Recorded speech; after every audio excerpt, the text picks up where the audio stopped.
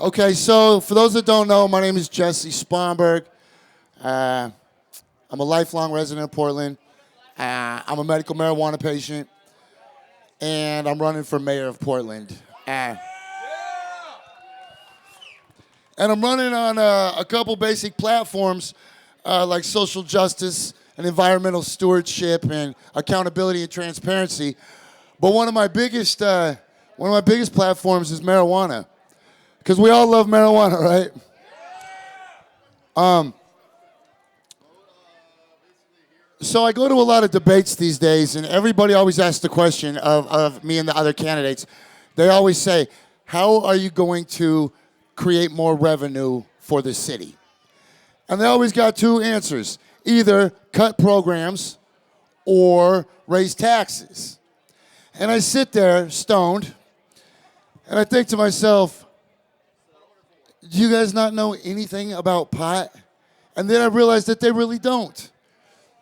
Anybody who's survived the last couple years of debacle trying to get the hemp stock permits understands how little the people that are making the decisions for our city really understand about marijuana.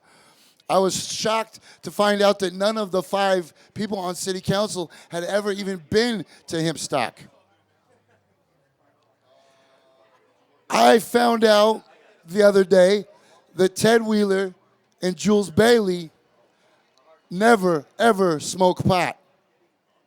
Jules Bailey, in fact, voted against Measure 91.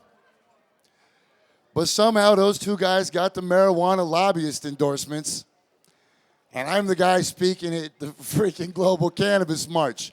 Cash ruins everything around us, people. This is my transition right here. You know, my whole life, my grandmother and all her hippie friends, all they wanted was to legalize a plant. All right? That's all we wanted, man. Free love, 2 fingers, legalize a plant, let everybody have it, reduce the value of it as a commodity, make it no more important than any other garden crop that you would share with your neighbors, like zucchinis, or when you get too many tomatoes, you share them with your neighbors, right? But greed has touched everything around us. And really, it's the lobbying interests that are messing this shit up. And if you don't believe that, then you have to, all you have to do is ask yourself, why the hell would Ted Wheeler get an endorsement from the marijuana people? Don't we understand that money is what's ruining all of this? Not just our politics, but our personal freaking hash pipes. You know what I'm saying? This is all intersectional. The greed ruins all of this. So there's 2 points I want to make, and they relate to greed, really.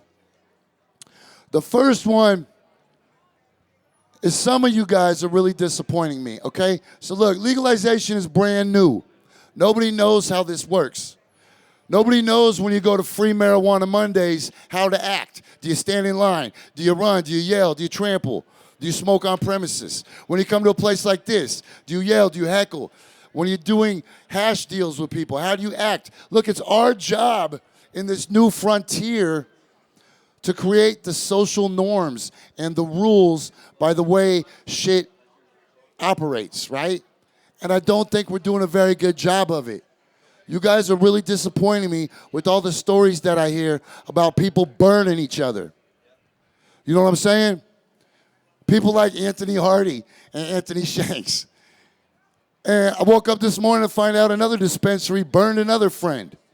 This shit is shady. And I don't know if it's because y'all smoke too many dabs and that shit's like crack. But I mostly stick to flower, so I can see how this is turning into a dangerous subculture of drugs. No different than the dope game or the crack game. It's not supposed to be like the dope game. It's supposed to be the old ladies smoking freaking fat joints on the backyard with a bug light. But that's okay because growing pains are natural.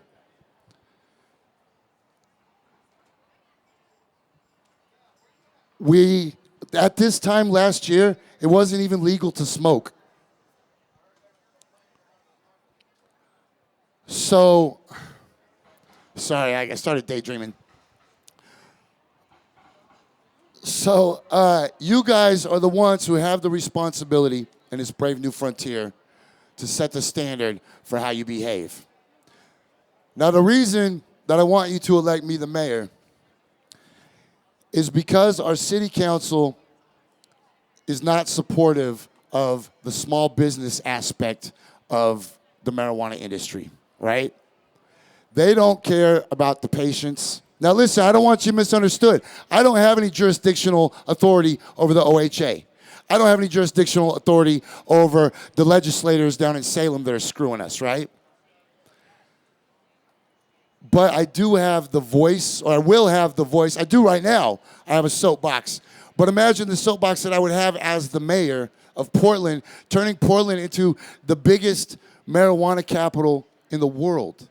You know what I'm saying? There's no reason that we can't just take everything over, have the biggest festivals, the most beautiful hemp stocks.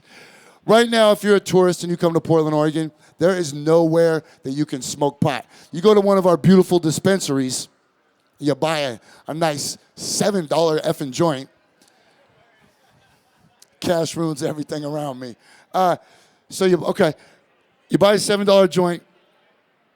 Where are you going to smoke it? You can't smoke it on a sidewalk. You can't smoke it in the park. You can't smoke it in your rental car. Are you with me, Steve Wessing? You can't smoke it in your damn hotel room. You got to go smoke in a closet with Steve Wessing. Come out the closet, Steve. Okay, guys. Enough about me. I'm sorry. I get so sick of talking about myself. Please keep me on your radar. My name is Jessie Sponberg. The election is on May 17th.